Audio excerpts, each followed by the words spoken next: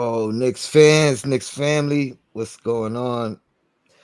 Knicks and Bruises, we are back. Yo, Black is time. I got the Queen in the building. I got the delusional one in the building. Yes, Josh might sir. be jumping in with us as well. Man, it's the first show for me for the off season. You know what I mean? Uh, I got to do my closeout episode of the Losers Lounge. I wasn't ready to end it before getting that last one in, so I'm definitely glad we got that last one in. And yeah, man, see the off season is upon us.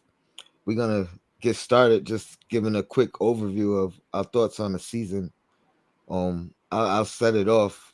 Well, first, peace, Queen, peace, Peace. illusion, you know, and shout out to the chat.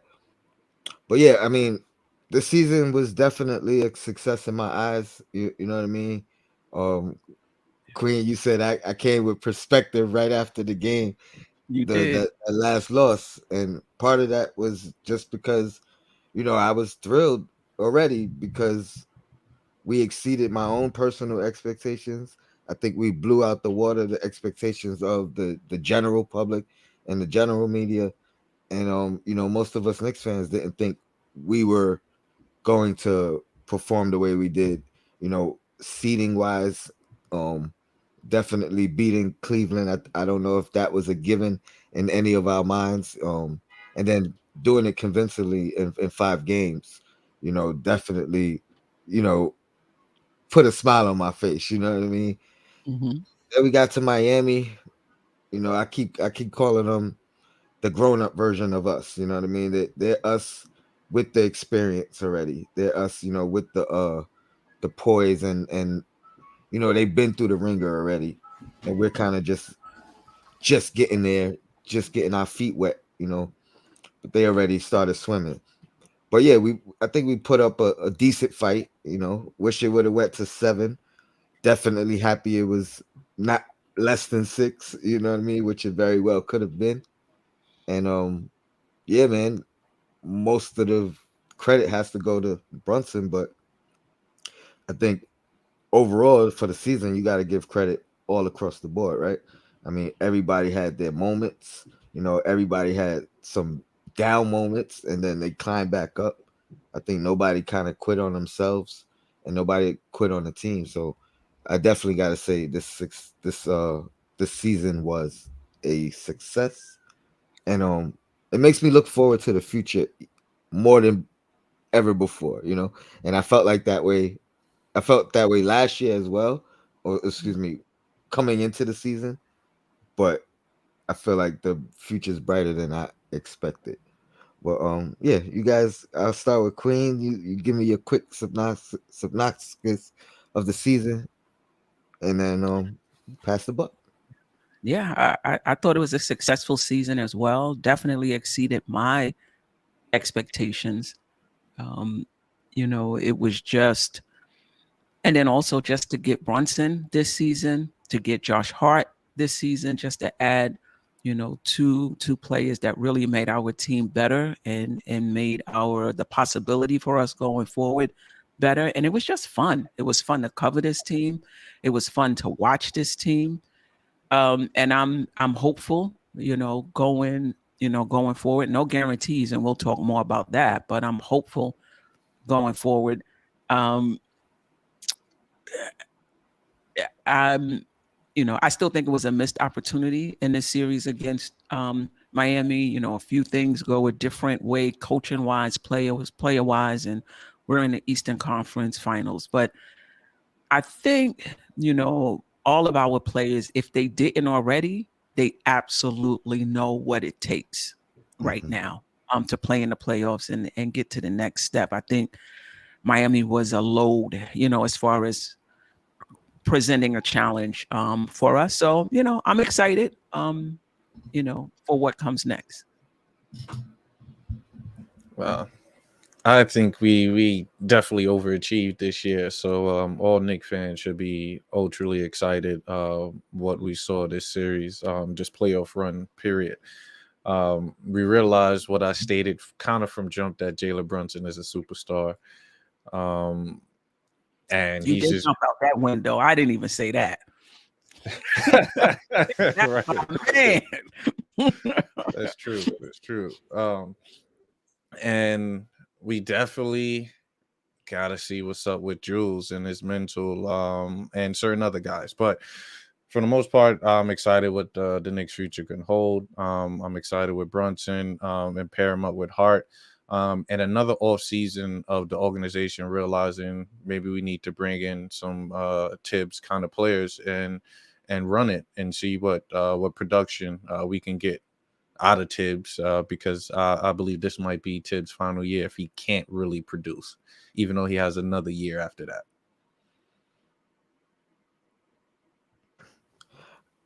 Wait, I think that's tough as far as the last part with Tibbs. I know fan base is kind of split on that. A lot of people are still calling for fire Tibbs, and I think a lot of people have gained some more respect for Tibbs, um, in the process as well.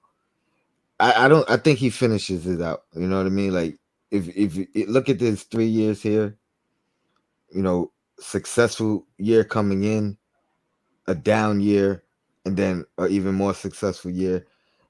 Not saying I want a down year from him this next year, but No, you know what I mean. Like definitely I don't. think there's a window that could swing, or pendulum. It could swing both ways. Hopefully, it doesn't swing all the way left, and then what I mean. We're not in the playoffs or something to that No, no, nature. yeah. But you know what I mean. If we get to the playoffs again and the matchup is unfavorable, you know what I mean? That just happens to be the matchup. So I think we may not, let's say we don't get it past the first round, but it's because it's a clear cut championship contending team.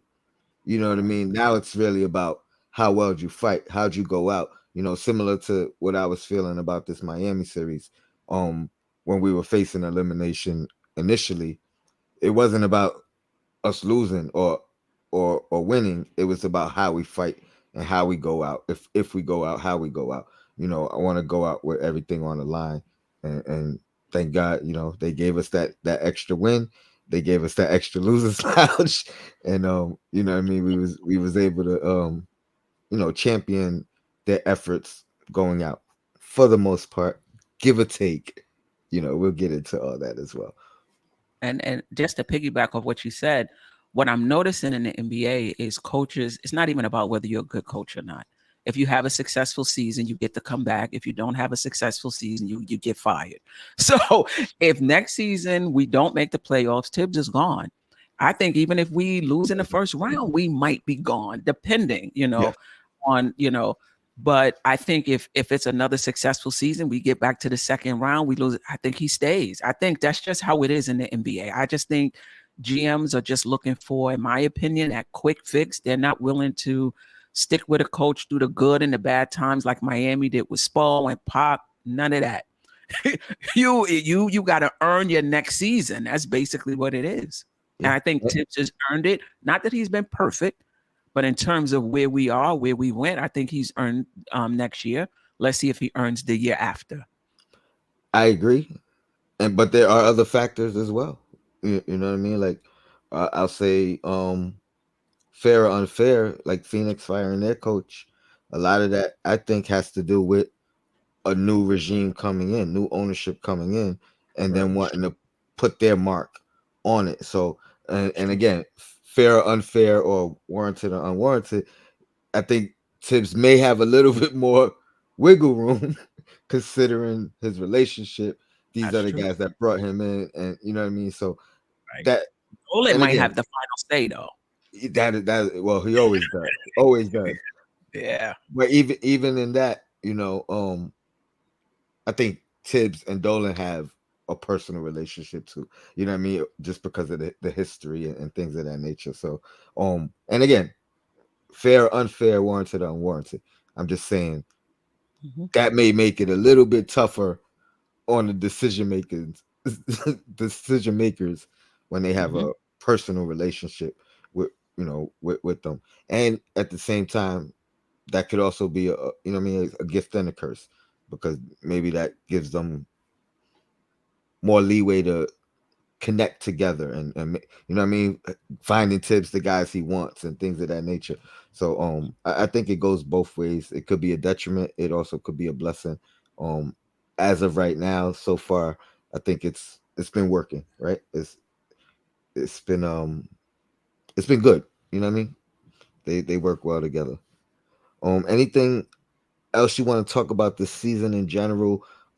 Obviously Brunson was a standout. I think he exceeded expectations. We could talk about Randall underperforming. Obviously let's start right there with Randall. Wait, what was that, Queen? Somebody asked if I was sipping on pina colada. I was showing them it's my stevia drops in the seltzer water. Oh, let's start with Brunson. I mean, let's start with Randall. I think Brunson is a given. I don't think any one of us here is gonna say anything that the rest of us is not gonna agree with. I'll say this about Brunson. Right when he had that turnover, my internet went out for like a minute. It started buffering. So I missed the whole thing. I didn't see that turnover, 90-92 to turnover until yesterday.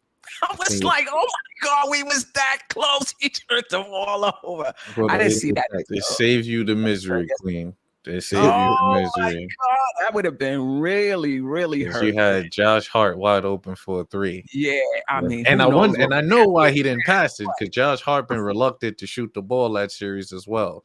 And I get it. But yeah. And it sucks because he, statistically, he was the only other guy that actually showed up. Shot 5 for 10. He would have knocked it down. A part of me is saying he would have took it and he would have knocked it because he was calling for it. Yeah. I agree too. I have yet to rewatch the game. I do have it saved, and I am going to rewatch it, but I have yet to do it yet. I painfully watched every game after. Twice? Wow. Good for you.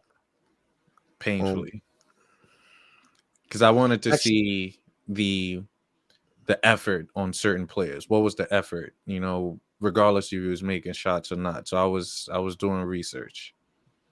Okay. And it's gonna be a reason why I want to trade somebody.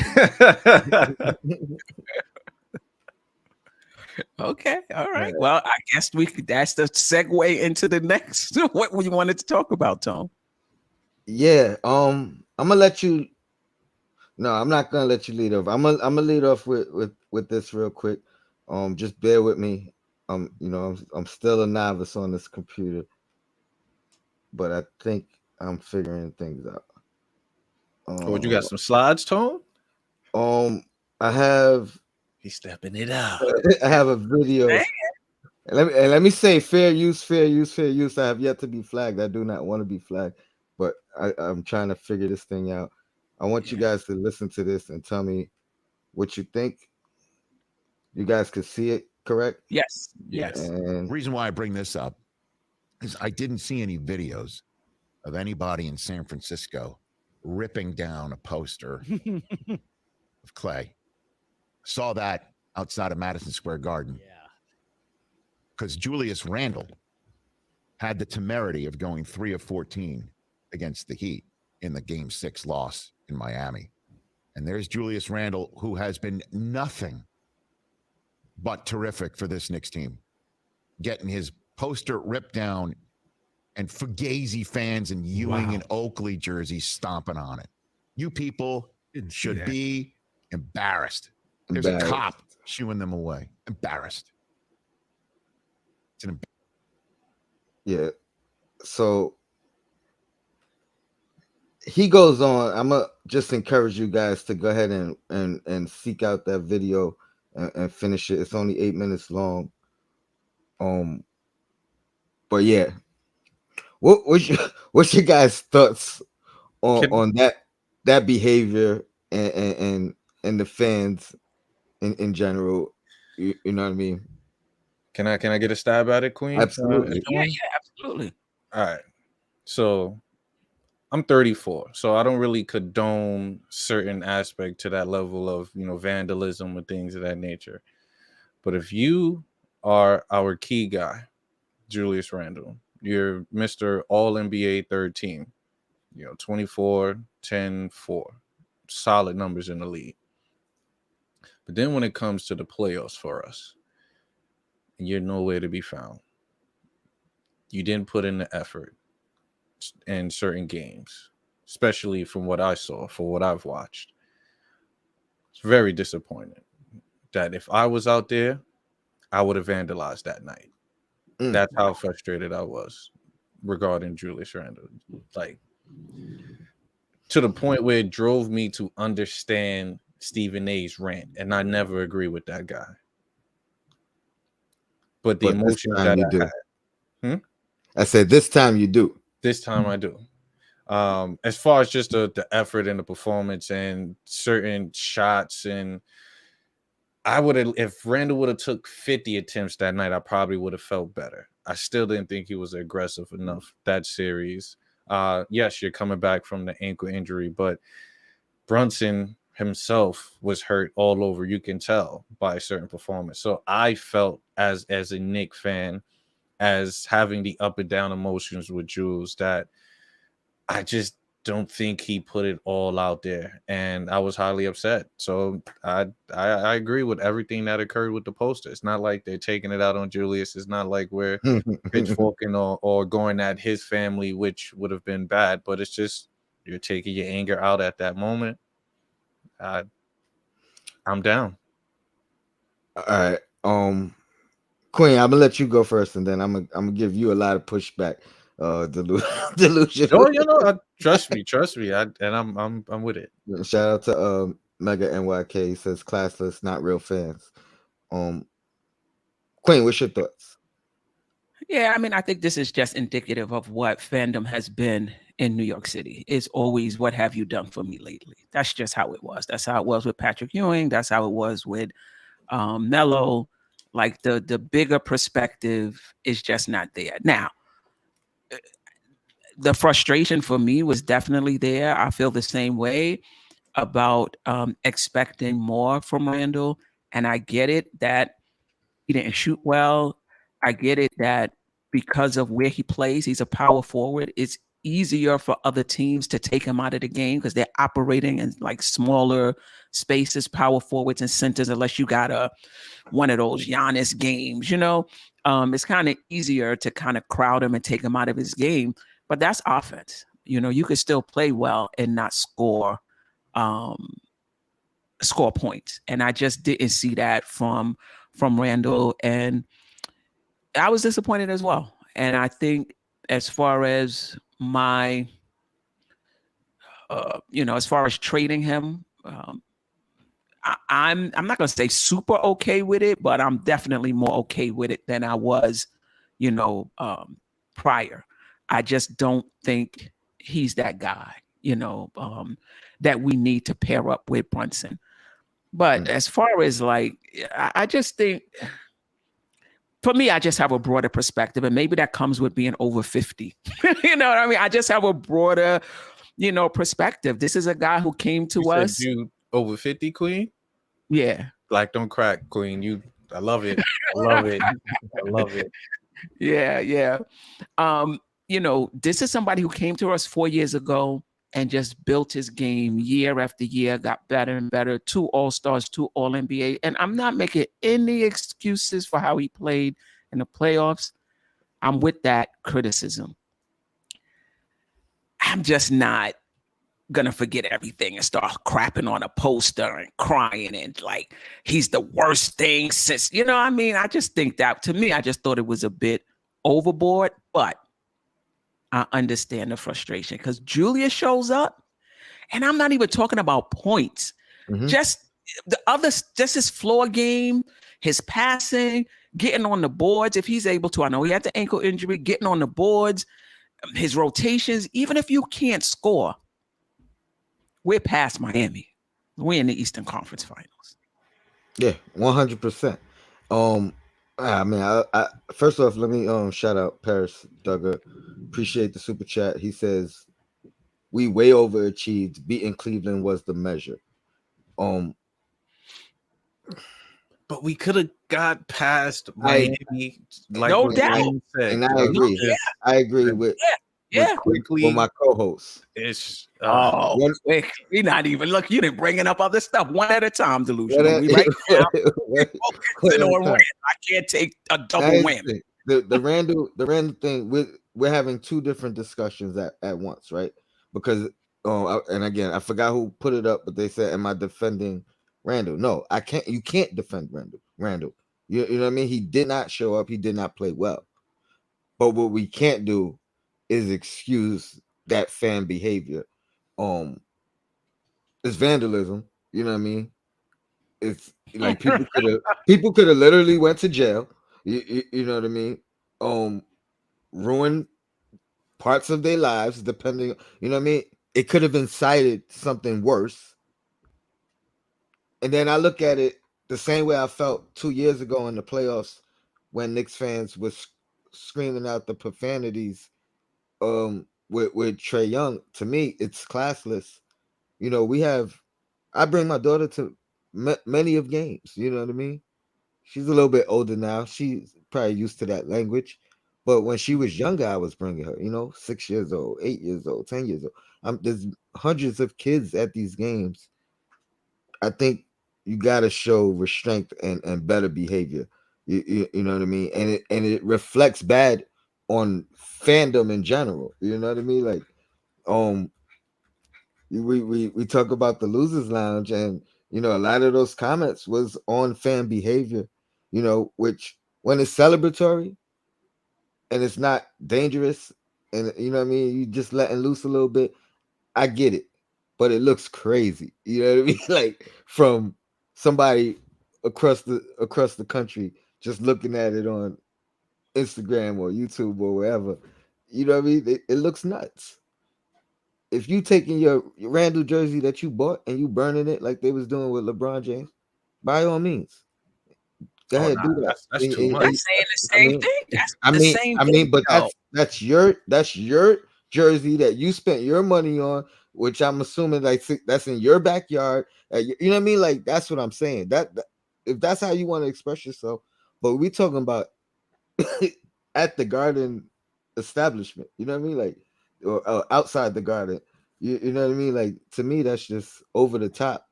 And I'm just glad Rich had the he came out and called them out on it instead of joining in the majority of the media in just straight bashing Randall and kind of condoning that behavior.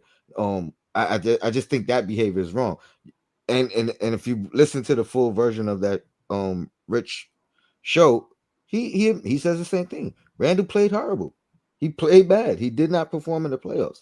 But one does not condone the other. I'm sorry, Queen. What was you gonna say?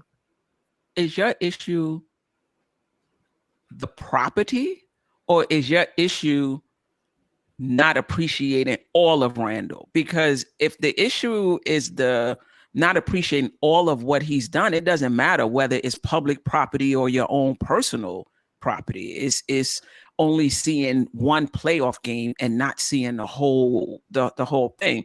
But I guess you're talking about just public destroying of public destroying property, public profanity, just the optics of the way it looks. You know what I mean? Like if I wasn't a Knicks fan, like I understand why they did it. I understand their anger and them being upset. I have no issue with that. It's warranted. The behavior is what I don't appreciate. You know what I mean? It looks bad. And again, it probably has to do with my age as well. Not 50 yet, but I look good for my age too. But yeah, it has to do with my age, probably just me being mature. If I was 16, 17, which those kids probably were, I could see myself reacting and behaving in that manner. But I guess I've grown past that. I think that's ultimately what it is. It's just those are younger individuals, like you stated. I found it hilarious that he said these guys are wearing Oakley and Starks jersey, and they probably wasn't born when they was playing. So like they don't even, you know what I mean? They don't even understand the dynamic of Oakley and Starks and all that. But no, by all means, I am not defending um Randall's play. It cannot be defended. I don't believe it can. Um, Now what I will say, which is probably not a popular opinion, or a lot of people don't share in my belief, that he can still get better. You know what I mean? Um, Delusional, you pointed out, he's not that guy. Or actually, I think Queen, you said he's not that guy. I think we all can agree. Even prior to Brunson, we had discussions whether Randall was that guy or not, right? And I think it was two things that I used to try to differentiate. Being a number one option on our team, and then being a number one option on an elite contending team. Two separate things. So I always try to take the perspective of who he is for us, as opposed to who he is in the scheme of throughout the league. You know what I mean? Um, so I say all that to say there was a time where he was our number one guy because he was the best guy on our team. I think as Brunson came in and took that, took that from him. And I don't mean that like in a negative way. I'm just saying Brunson is that guy. He moves down the pecking order. Now, if we bring in another guy, and now he goes down the pecking order to number 3, I think he could still be a vital number 3. I'm looking at top teams throughout the league, and I'm looking at who's their third option, and I can't find many better than Randall. So if we're looking at it from that dynamic, maybe he's not a number 1. Maybe he's not a number 2 now. We kind of figured that out. But to say he is not a number 3, or we have to trade him, I'm not that far with it. Unless we're talking about definitively a better player. And I've always been on record, Queen, I know you hate it, but a better fit. Somebody who, it may be a lateral move, but it may be somebody who fits with the rest of the team better, which ultimately I think can make us a better team. So I'm not opposed to trading Randall, but dumping him and thinking it's a priority, I'm not. I have one more super chat, and I want to Josh, what up? Appreciate you. What's good, y'all? What's Salute. going on, Josh? Parrish Doug again. Appreciate you, Parrish. Says would have won it all. Would have won it all, but beating Cleveland, what was the must? Could have won it all, but beating Cleveland was the must. I do agree that beating Cleveland was the must, and I only say that because of what the talks would have been, the offseason talks would have been had we lost to them. Some people still say, yeah, I want Donovan Mitchell still, that's fine, but the talks would have been different had we lost to him. And I don't think anybody could disagree with that. Josh, what up? Parrish, appreciate it. What's good, y'all? How y'all doing? Delusional, Steph, Tony, Knicks and Bruce's family. I'm glad to be on as always. Tony, I think you've been spot on this entire show, and I was coming on here thinking that we were going to disagree, but I think you've been pretty much spot on. First of all, the whole thing with the stomping the billboard or whatever it was. I mean, Bush League, right? Our fans have, in my opinion, gotten a very bad reputation over the past couple of years for just stupid stuff, and I think that's an example of it right there.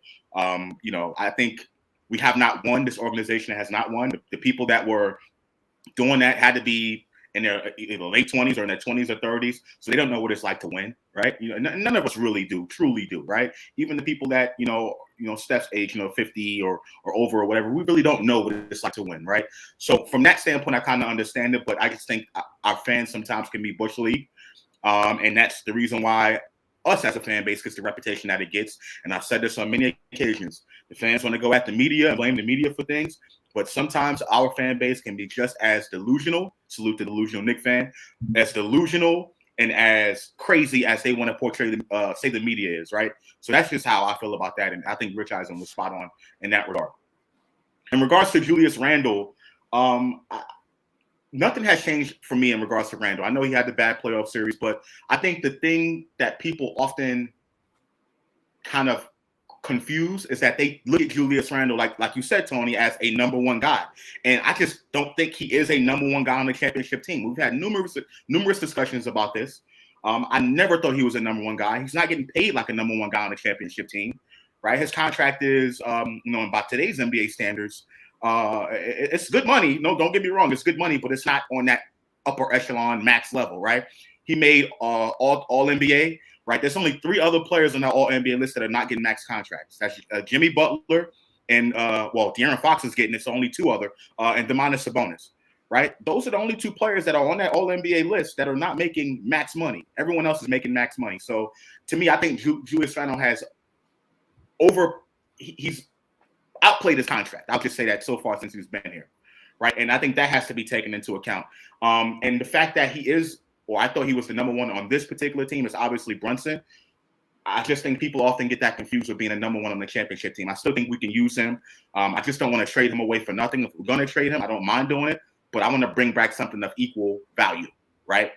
Either the 3 or the 4 or whatever. And I don't think you're going to find many 4s out there. Maybe some 3s, but not many 4s out in the NBA that are going to replicate what Julius Randle brings to the table. So I still think we can use the guy. I just don't want to throw him away for nothing. But there's no doubt he didn't play well in the playoffs at all. At all. I'm not going to defend that at all. You know what I mean? So. Yeah, I mean, I think for me at this point, it's about playoff impact. It's not even about the regular season anymore. And I think from what we've seen from Julius Randle is he's somebody that could perform in a regular season at an all-star level, at an all-NBA level. And at least in these past 2 playoff series, I don't know, maybe it'll change next year. If we get back, maybe he'll cross over and it'll be different. But in the playoffs, he's just not that guy.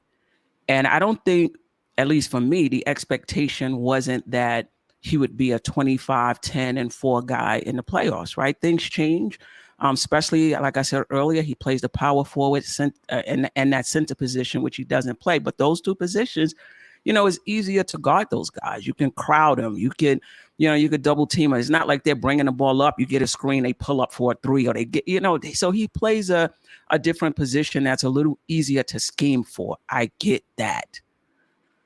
But you can still play well and not shoot well. You could still play well and not score. And that wasn't Julius Randle.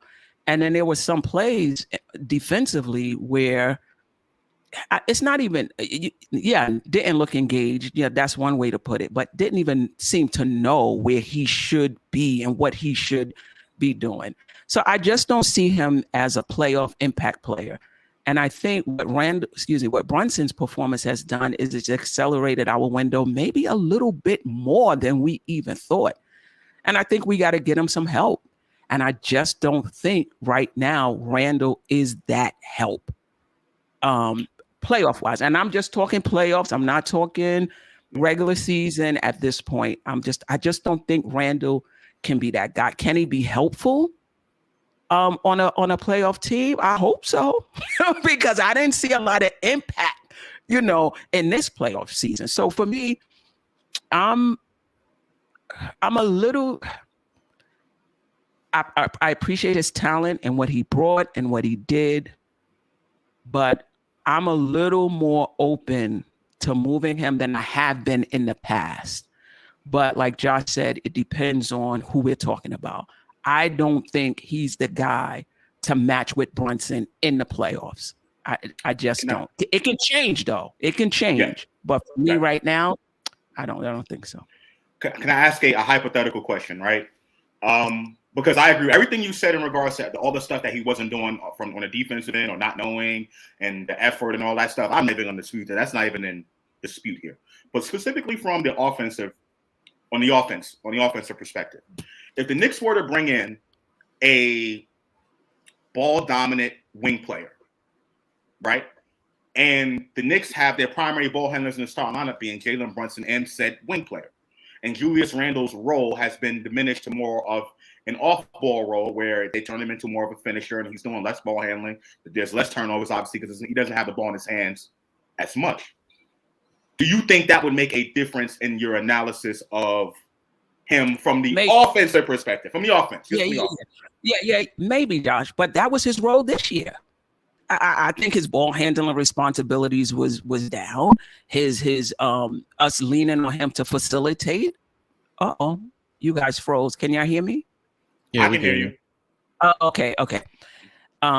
Was down. Yeah, you guys are freezing. You might be on your last thing.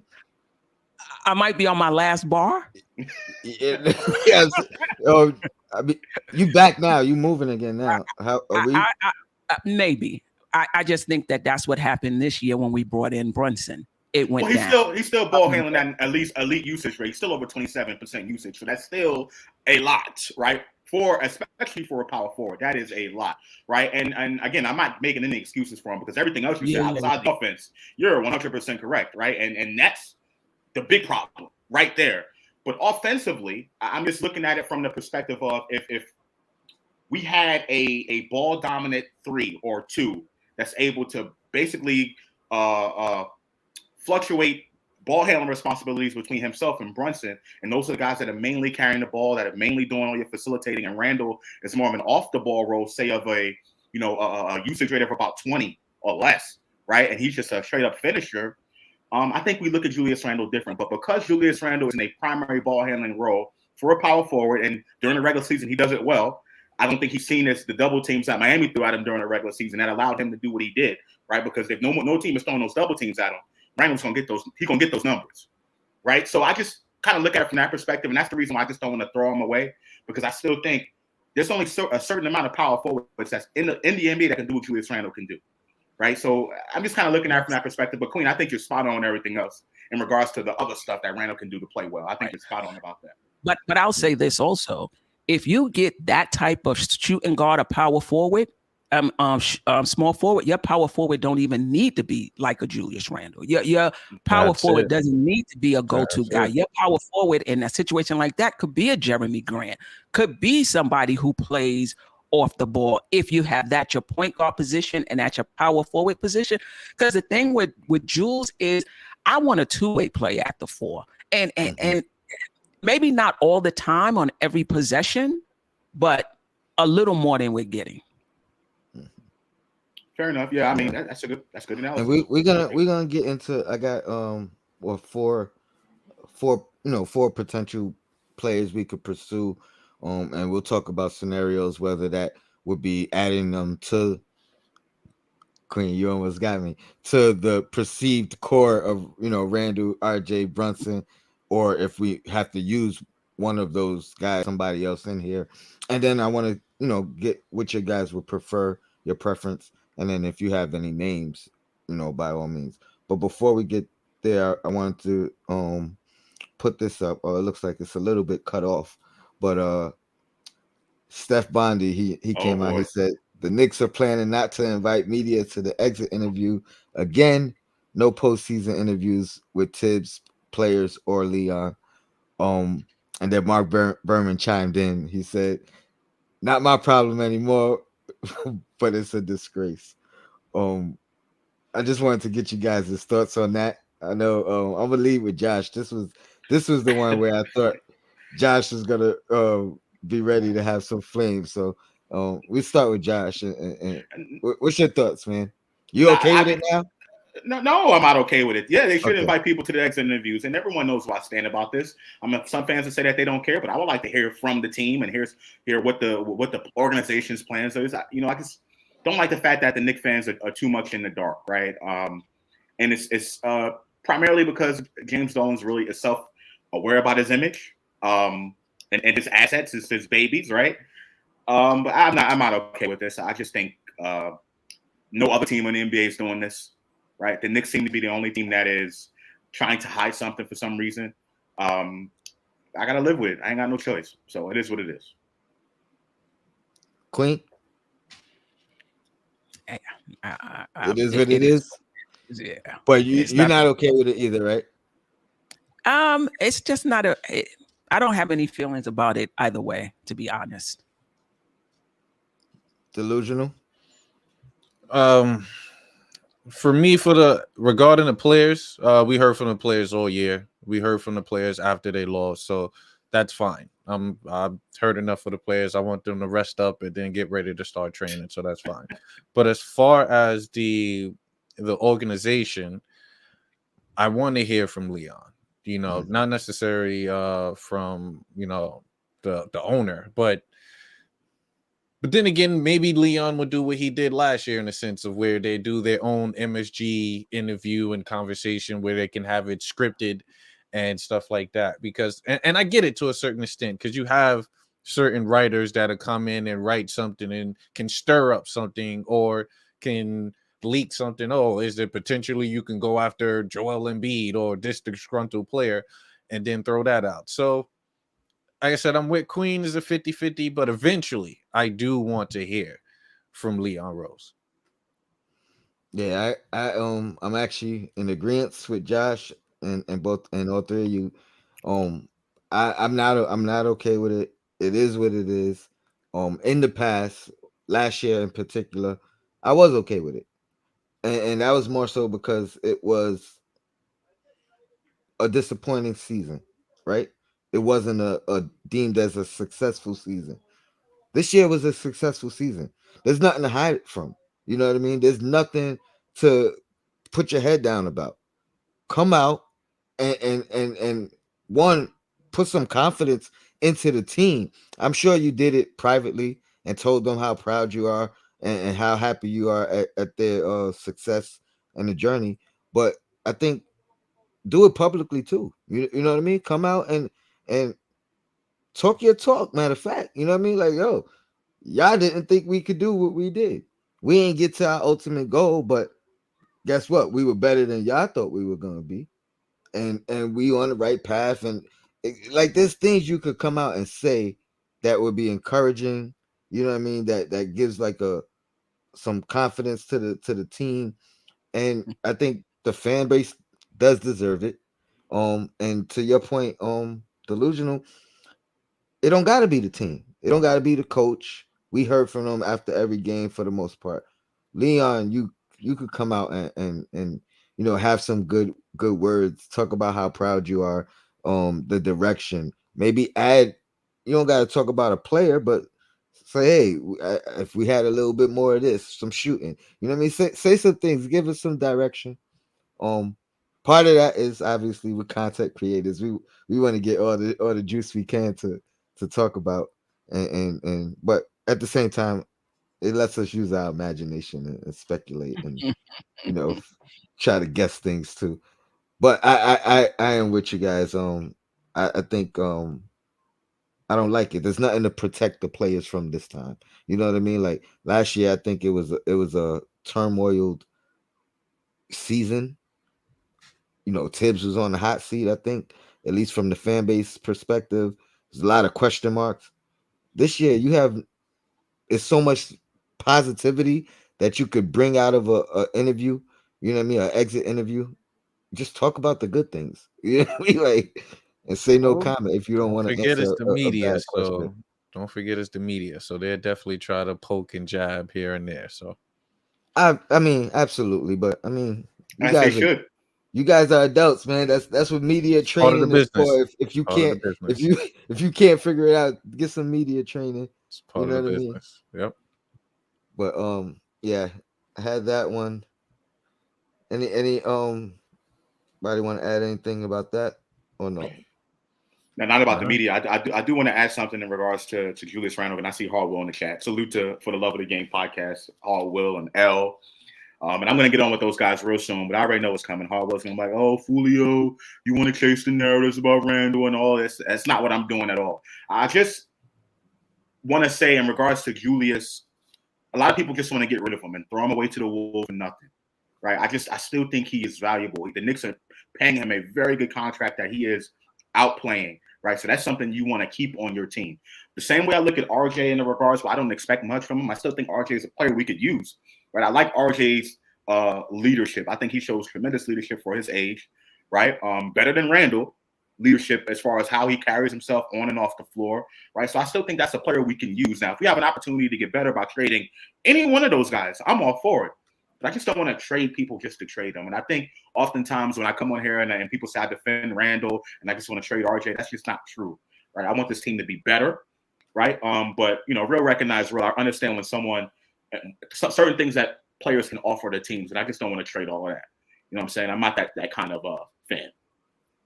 Yeah, I agree with you. But listen, in order for the Knicks to get better, one of them is going to have to go. Agreed. That's it. In order for the Knicks to get better, one of them is going to have to go. And I kind of disagree with the money thing. Brunson is not getting paid a lot of money either. And he showed up in the playoffs. Randle was voted All-Star, All-NBA. So, yeah, the expectation should be high. So I'm not taking the tack that because we're not playing him a lot, we can't expect a lot from him in the playoffs. You're an All-Star, All-NBA player in the regular season. Now, yeah, I think we should have some expectations of you in the in the playoffs. I think that's not where I was going at all. I think both things can be true. Oh, but that's not where I was going at all as far as expectations. He is the number 1 or number 2 best player on this team. So, yeah, you have to show up. So expectations, I wasn't talking about that at all. I'm just talking about in regards to the totality of people saying they just want him gone, right? And what he's not doing and stuff like that. I put the contract into perspective, right? He's on a really good contract, and he's outplaying his contract, even with his playoff performance. That's outplaying not that contract. Playoffs, he's not outplaying the but you include the regular season as well. Absolutely, you have to include that. That's a part of it. But I'm talking about playoff impact. Can we get players that we can give that money to who's going to have a better impact in the play? They may not even be better player.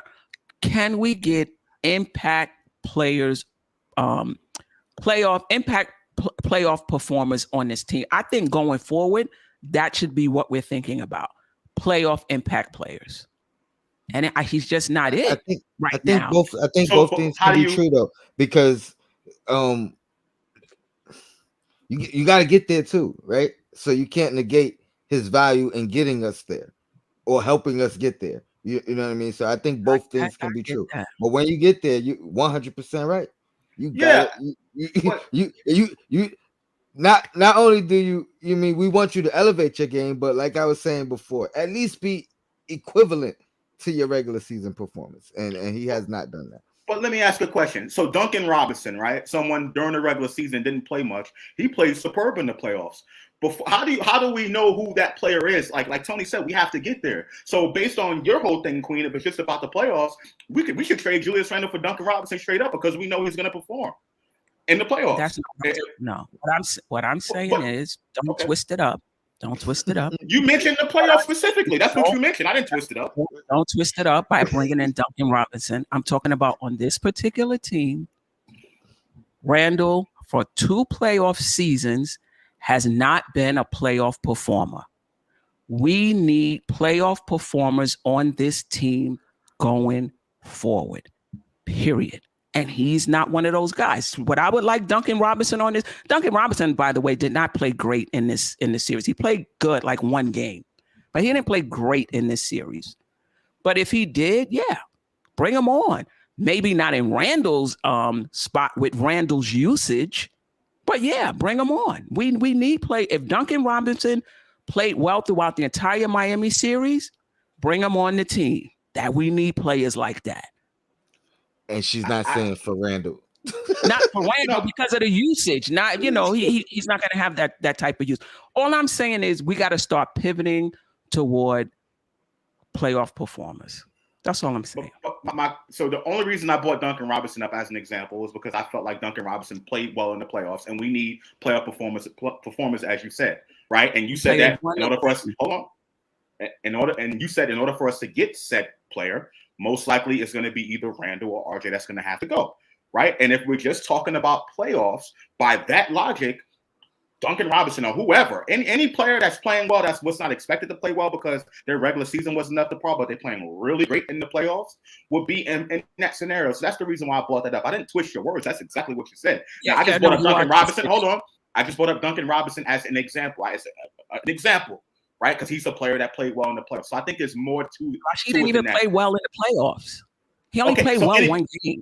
So any Right. player, We any need player that's not playoff expected. performance. Okay. Yes, that's who we need. That's exactly who we need now. But for Randle, you got to take usage into effect. So I'm not going to trade a high usage player like Randle for a 10% or whatever Duncan Robinson's usage Or a was specialist. in A the playoff. specialist. Right, a specialist. That's not what I'm talking about.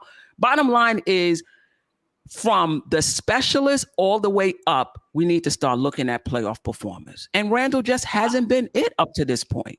Agreed. I just think you generalize playoff performance without including the last part that you just did until now. All right, I understand what you're saying now. I got you now. Shout out to Parrish Duggar again. He says Brunson can play off a ball dominant star easy. I think we all agree with that. We've seen it in Dallas. Appreciate the super chat. I love some other comments, but I see a lot of people, Staffordana, saying he don't want Cat. A lot of people in there saying Cat soft, which is a great transition to a couple of slides I made. Let's see what we got here. So we got dogs. How about a cat, right? I like that. I had a long conversation with well, first let me say, prior to the playoffs, I think right after the trade deadline, I came out and said I have a feeling it's either going to be Cat or Zach LaVine that we are pursuing in this offseason. I still feel like that, and I feel like the buzz, has been getting stronger and stronger since the season has ended. I'm seeing a lot of different sites and bloggers referencing it. Probably a lot to do with Stephen A. mentioning Cat specifically, Dame Lillard specifically as targets. He wants us to pursue and using Randle as the trade asset or whatever. I've never been really high on Cat. Yeah. As this year and last year, I think I've gained a little bit more attraction, if you will, or like acknowledgement of how good he is and can be. But I'm still not, 100% sold. So like I said, when we talk about these guys, we're gonna look at it as in, would you like them in addition to a Brunson, RJ Randle? Yes or no? In replacement of, I would say in this case, a Randle. Pass altogether, or yeah, I think those are the three options. So we'll start at the bottom and go up. Delusional. What's your thoughts on Cat? Would you like him as a replacement for Randle in addition to Randle? Not at all. Man, y'all about to hate me. So I'm looking at Cat numbers as far as his money. Cat's getting broke off. Yeah, if you're gonna do it, you want to do it now at 36 million, right? Because after next year, it goes up to 50 million, and then 4 years later, it goes up to 61 million. All right, so a lot of money. If I'm a GM on the table, Minnesota comes to me and say, "Hey, we're gonna offer you Cat." I'm not saying no. If it's for Cat and Cat and a Randle trade scenario, based on that, I'm taking Cat. Cat is not undersized at that power forward spot, which we are undersized at that power forward spot at 6'8".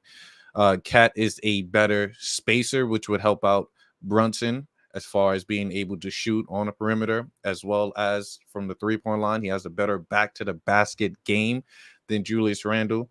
I can't say he's a better passer, but he has a better IQ than Julius Randle. So when you factor all of that, the above, my knowledge of the game, how I see it, how I see Tibbs, I'm rolling with Cat over Julius in a trade scenario. Cat and Mitch?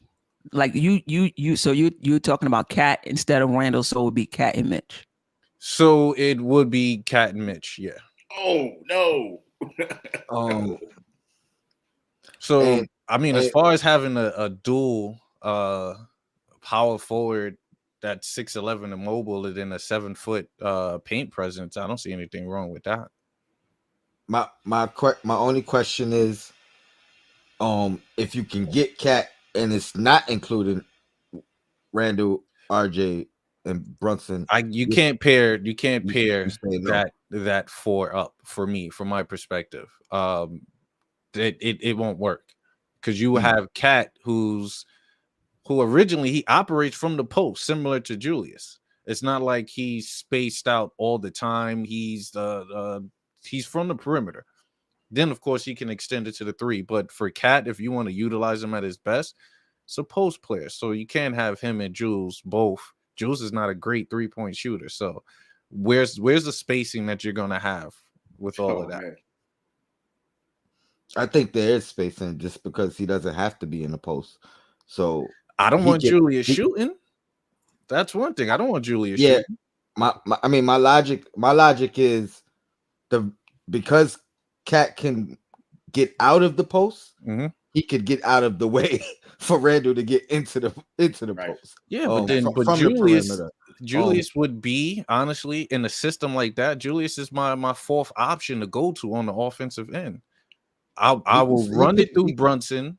He could be the 4th option. I would run pick and roll with him and Cat. Then, of course, you got RJ who could run the pick and roll just as well, coming down screen transition. So then where that leaves room for Julius to create and get his. Julius is an ISO individual player just as much. So, like I said, it's just my perspective, my view, how I like offense to be run from my point of view. Tibbs can probably make it run. But, and this is just me talking with my passion of what I saw when I watched the entire series over and I saw that effort. I think we get way more better effort than Cat. I don't think you're not going to get that amount of effort from Cat. Cat is going to give you way more effort on, especially on the defensive end as well. He's 6'11", no slouch. He can block, play both floors. I just think it's a better fit, me personally. All right, before I let you go, Josh, let me say a couple things. I've gone back and forth with this. I could see him fitting in place of Randall for sure. But I don't know what the ceiling would be. It may just be a lateral move, in my opinion. My biggest concern, similar to this man right here, the Podfather, is what I've said. Is the amount of money that he's going to be making. I do have a retort to that though, because don't forget the contracts will always go up. You know, the money's always going to go up. So I mean, it's 36 million this coming year, which isn't too bad. You know what I mean? We can match that salary without having to match that 50, which we would have to match the following year. And then, like you just mentioned, the salary cap going up and going up as the years go on. 50 will seem a little bit less, but they don't stop at 50. It goes all the way up to 61. So, you know, it's tough. Sim, I'm gonna skip you and let Josh go, and then I'll go back to you and jump to Queen. What's your thoughts on Cat, and how you would it be in addition to Randall, for Randall, or not at all? Back me up, Queen. Don't leave me stranded.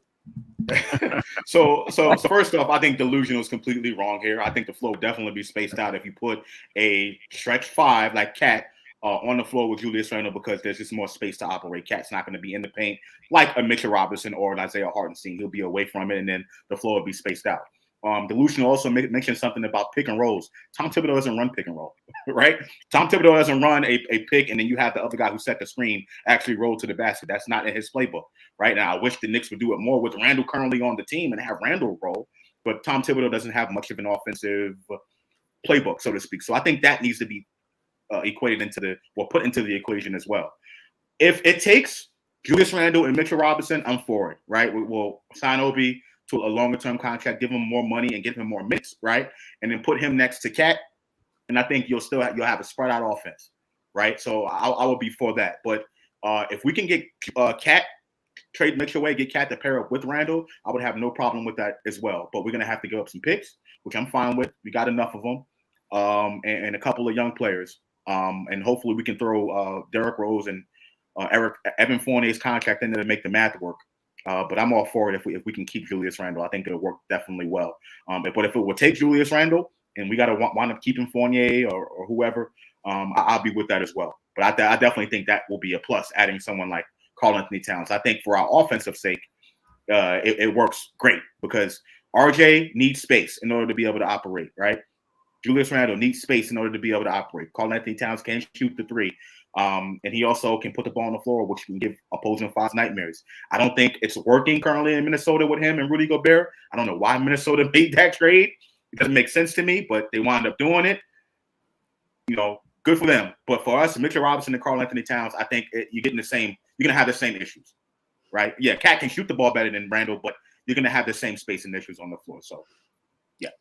And my other question is, if Cat doesn't fit well with Gobert, who's a lot more experienced and has a deeper bag than Mitchell Robinson, why would it work next to Mitchell Robinson? Don't forget, Then Mitch if they have doesn't the games utilize together, the though. ball. They don't That's utilize true. the ball as much as Gobert does. So Gobert wants the ball in the post. He's just not a tip player. So that's where that collision occurs because he wants to put up numbers. And Tibbs' system, Tibbs doesn't give the ball to the roller, even though the Knicks are a very high usage pick and roll. They just don't hit the roll. So they can just, like you said, they need to implement that. Which I believe if they had Cat, they definitely would do. I just think personally, Tibbs will rather keep a defensive big back in that post to kind of man that offense and then just space it with Cat rather than Jules. Sorry. Yeah. Sin, what's your thoughts? I mean, I kind of know the money was your big thing with Cat, but I mean, regardless of the money, the more, because I've been thinking about it over the last couple of days, and the only thing that makes sense for me if you bring Cat in is to pair him with Julius Randle. That's the only thing because if you bring in Cat and you still got Mitch, I feel like you're pretty much doing the same thing that you've already done, right? You got, a power forward. Cat can shoot better than Randle from the outside, but one that can score inside, shoot from the outside, rebound the ball. Right? So I feel like you're doing the same thing because you still miss some of the spacing with Cat. I think you get more spacing from Randle and from Cat, which maybe if you had a guy like Cat, and I'm not blaming Mitch, right? Mitch has done a wonderful job, I think, for the Knicks. You know what I'm saying? I don't think the Knicks get to the second round without Mitchell Robinson. You know what I mean? I don't. So I think he's done a wonderful job. But if you had a shooting big man, those lanes may have been way more open for the Knicks against Miami, because now Bam Adebayo would have been forced to step out against Cat, or whoever was guarding Cat would have been forced to step out. The inside, there's no way that you would have been able to. I mean, Miami, Bam Adebayo talked about it in his presser after the game. Their entire plan for Brunson and for Randle was to close off the floor, shrink the floor. That was their entire plan. And they were asking him about Randle and being able to hold Randle to 15 points a game. And he said our entire plan was to make him take tough shots, shrink the floor with 2 or 3 people in the paint, and then when he did feel like he had an open shot, send 2 or 3 jumping at him when he got ready to shoot the basketball. Like, that was their plan. I think it's a lot harder to do that when you have Cat out there, because when you have Mitch, he's going to be in a spot where it's easy to send a double team. It's easy to shrink the floor. Someone like Cat is going to space the floor out a little bit more. You can put Cat in the corner. You can put Cat maybe on the wing because he can shoot the 3, and now it forces a big man to come out. So if you're going to get Cat, I think the only way to do it, in my opinion, is to try to pair him with Julius Randle. I don't think you do it and pair him with Mitch. I think it's the same thing all over again. Agree 100%. But we won't have no bench to match the money. We got to move players. Then our bench is subpar. So the mindset with that is you can move Randle, then of course still have a somewhat bench because you can have a dope 5. We saw what happened when you don't have a bench. Well, I you mean, know, I here's the thing: oh, Fournier and Rose add up to 30 million right there. So now you give them one young guy, you know what I mean, $5 million, whatever, or you don't have to be an exact match either. So you know what I mean, it may be 4 million, 3 million, whatever, or one of our young guys of their choice, and then it's draft pick incentivized. So it's not really even dipping into the bench too much, you know what I mean, and they're starving for draft picks considering what they gave up to get Gobert. So I think yeah, no. If Minnesota do that, I wouldn't do it if it's you talking about Fournier and Rose and some picks. Yeah, because they got Carl Anthony. I mean, they still got not Cat. Gobert. What's his name? No, Rudy. the guard. Oh, Edwards. yeah. And they're trying to. I mean, I think they were what, 7th or 8th, in the playoffs. They're still trying to win now. So if they're trading Towns, I still would think they would want some talent back. But if they would do it for Fournier, Rose, and one young player and some draft, of course I would do it. I just think that they're still looking to compete. Well, it may be they may be wanting that draft haul that they gave up. You know what I mean? It may cost that as opposed to the. And see, I'm not even saying go out and get. I'm just saying if because I like Cat. I'm not sure, but if you were going to do it, that's the way that I would do it. You know what I'm saying? And then plus, when you look at Minnesota, what are they going to do with Mitch? So it would have to be a 3-2 trade, right? Yeah. Because you already got Rudy Gobert there, so you're not sending Mitchell Robinson to Minnesota. So he'd have to go on to someplace else, while someone else is going back. Another power forward going back to Minnesota. So maybe Obi ends up going to Minnesota. Mitchell Robinson moved on to someplace else. If you were going to do it that way, or Mitchell Robinson moves to the bench, and now because one of my questions in having Cat at that 5 spot is how much of a hit does it do defensively for us if you got Mitch now on the bench to kind of fill in on a defensive role. That could help too. Not at 15 million a year. I'm sorry, I'm not doing that. We had this conversation before, Tony.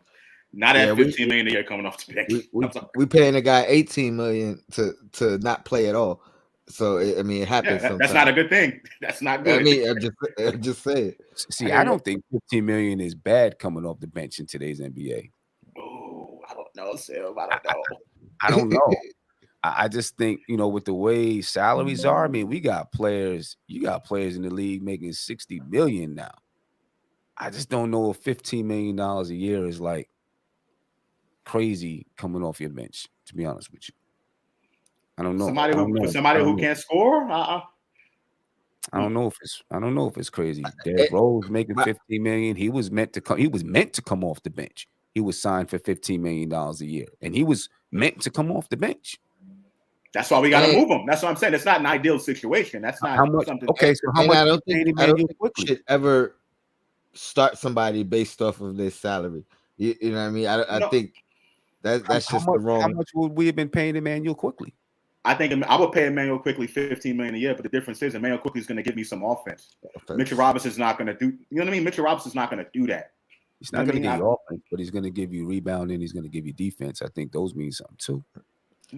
Let me get to this super chat real quick. Appreciate the super chat. Flow Hypnotic. Let's upgrade the 2. Grimes had the lowest shooting percentage in the starting lineup. Cat for Randle, ? We're right back where we started. Yeah. It's a lateral move. I agree. Yeah, I mean, that's true. We're talking about Randle, and maybe we just didn't get to it yet, Tone. I think we need to upgrade at the shooting guard and small forward position. I think as well as RJ has played, and I'm not saying he needs to be off the team. I like his shot making in the playoffs. I like that he wasn't shook, by playing on that stage. His floor game seems to have gotten better. His vision, everything was better.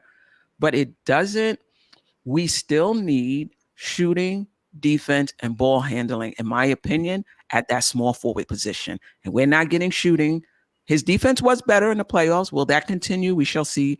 All the ball handling. Brunson, you cannot flank Brunson with a shooting guard and a small forward that cannot handle the ball and cannot defend, or can't defend at a high level, which Grimes can. But I think we need both of them to do that. All right. I don't know if I'm bugging, if that's the same super chat, because I thought it It's said the same something. one. Oh, no, Okay. it's not. It's No, it's changed. different. All right, same thing, but he says we need shooting with the emphasis on that. Appreciate the super chat, and then reiterated Grime had the lowest shooting Feel percentage of strongly any about Knick. I'm gonna tell you what Steph just said. The ball handling is imperative. Yes. Mhm. Right. Oh my goodness, the way that they were able to pressure the Knicks, especially ball handling, not having IQ for the second half of the series hurt because of his ball handling skills, but that Also, ball handling, we need someone else that can handle the rock. Yeah. we talked about For me, shooting, we talked though, about the wing. Let me just get into this next one. Shooting and athleticism. Two areas I also think we lack. Zach LaVine, another CAA guy. When I was saying either Cat or LaVine, I think we're gonna pursue one of them. My preference at the time was LaVine. I think he's still my preference if we're talking of the two of them. Definitely a shooter, has some ball handling skills. I think he would take a lot of pressure off Randle as a guy you could outlet the ball to. I think I don't know how much it limits the double teams for Randle, because I think the doubles come more off of like Mitch or RJ. So I don't know if that'll limit the double teams, but we also talk about 40 million as opposed to 50 million. I like LaVine, another CAA guy. I don't think, and I was talking to my friend who's a Bulls fan. Shout out to Brian. And he kind of, I asked him, I was like, is there any way we could get LaVine without including RJ? And he says absolutely not. Now, granted, he don't work for the Bulls, but I don't know if we could get him without including RJ. If we could, I'd add him. If we couldn't, I'd probably consider LaVine for RJ, and I think we won't have to give the haul of picks. We could go in reverse. We could start with you, Queen, and go down.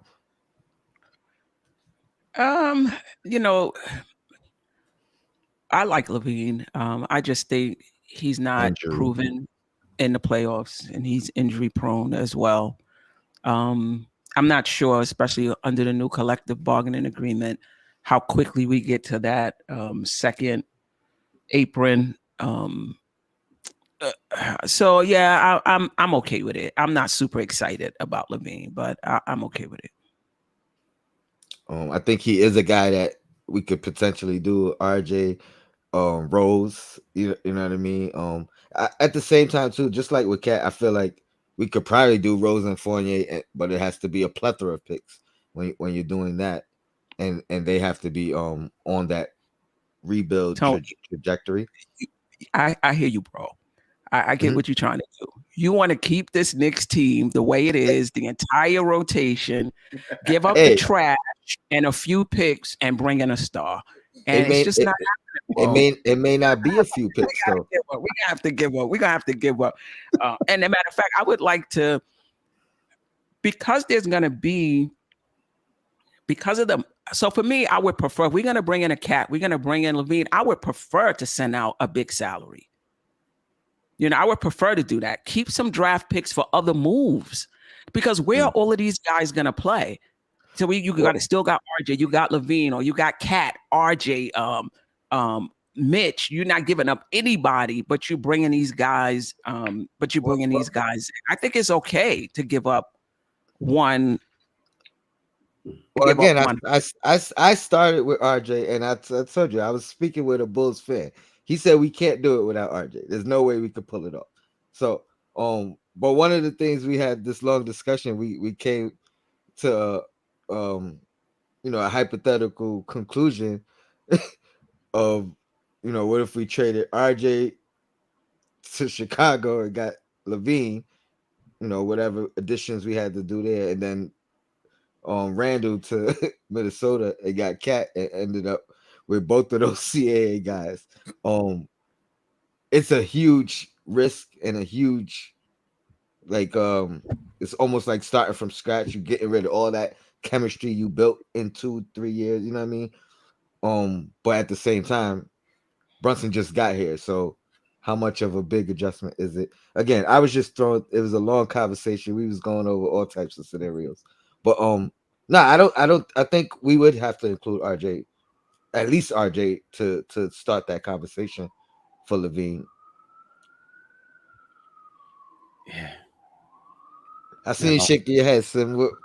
Well, the first thing I was shaking my head about is on my phone, it popped up. It said Knicks versus Heat at 8:00.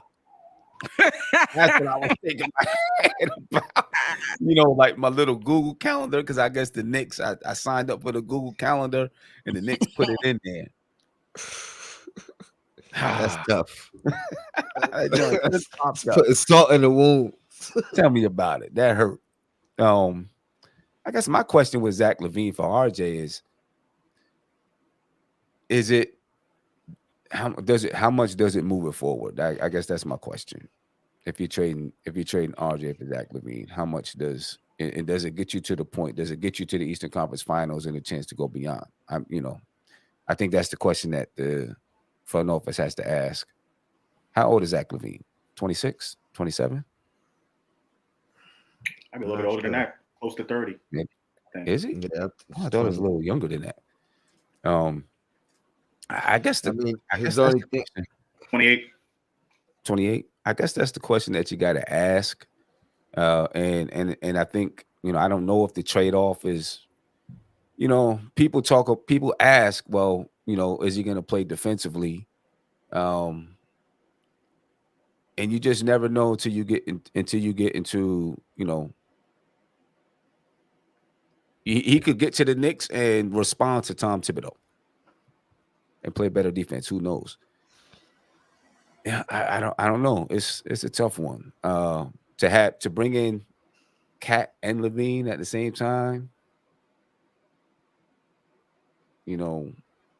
for Randle and RJ, I think that's almost a complete overhaul of your basketball team, to be honest with you. You know what I mean? So that is almost like starting from the beginning, in my opinion. The only reason I would sign up more likely for either one of them individual, but even if some wild way it happened where we got them both, the only reason I would be okay with it, and I've said this before, is because I'm assuming that Tibbs gave the green light. He coached both of these guys before, so I would be under that assumption that he okayed it. You know what I mean? It wasn't like a front office move.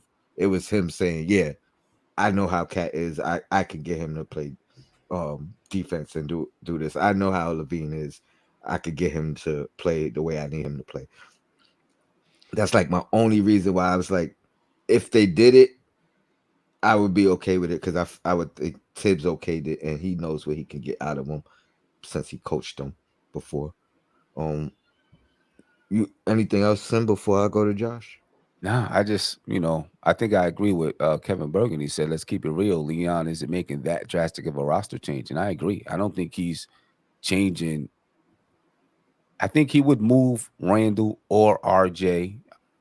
I don't know if he does both of them, because that's almost a roster overhaul. And I don't see Leon Rose doing that, especially when your team just went the farthest that it has in 10 years, and they're still, they still have a chance to possibly get better. I don't think he changes the entire thing. Maybe it's one of those guys. I could see maybe he moves and saying, okay, because we're sending out this guy to get someone better. that I think is going to take us to another level, I could see him doing that. I don't know if he, does a complete. I mean, that's almost like a, that's a big overhaul. It is. It is. It's a big overhaul. And it's a lot of money. In 2 years, it's a lot of money. Yep. That's a lot of money between both of those two players. So you got to commit to those guys and say, yeah, we believe these two guys, bringing them in together is going to win us a title or get us to the NBA Finals, because you're committing a lot of money to those guys. Luxury tax. So I don't know. I don't think they take this front office hasn't been like chance takers yet. They've been very conservative. Yeah, they've been pretty conservative. So I don't know if they take that kind of chance in moving two guys.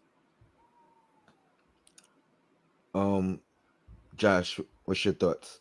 I'll be quick. I agree. I agree with Sim 100%. I don't think it'd be both Randle or RJ, but I think for this team's sake, I would rather one of them, because I don't believe those two fit well together at all.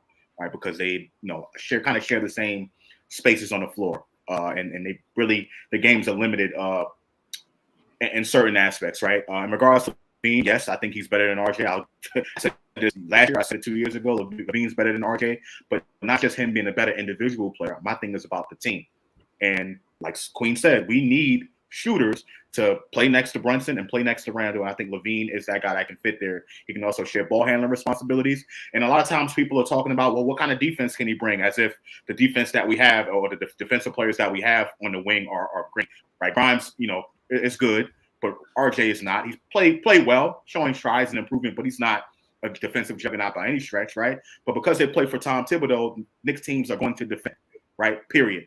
Our thing is about offense. We have to be better offensively. And I feel like a player like Zach LaVine, who can handle the ball, who can shoot the basketball, paired up with next to Randle, can shoot.